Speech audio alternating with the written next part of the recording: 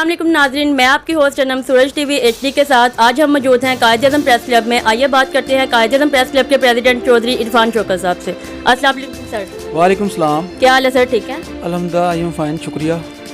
Sir जैसा कि आपको पता है 12 रबीउल अव्वल है, लोगों को आप क्या अवेयरनेस देना चाहेंगे, क्या पैगाम पहुँचाना चाहेंगे? ये 12 रबीउल अव्वल को हमारे मोहम्मद सल्लल्लाहु अलैहि वसल्लम पैदा हुए थे, इन पे करोड़ों लाखों सलाम। ये मुसलमानों की सबसे बड़ी और खुशी का दिन होता है, ये हमारी ईद है।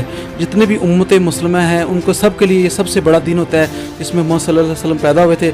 और मेरा यही लोगों को पैगाम है कि वो अपने घरों को सजाएं, लाइटें लगाएं, जुलूस निकालें, गाड़ियों में जाएं, नमाज़ पढ़ें और मोहम्मद सल्लल्लाहु अलैहि वसल्लम के लिए दुआ करें।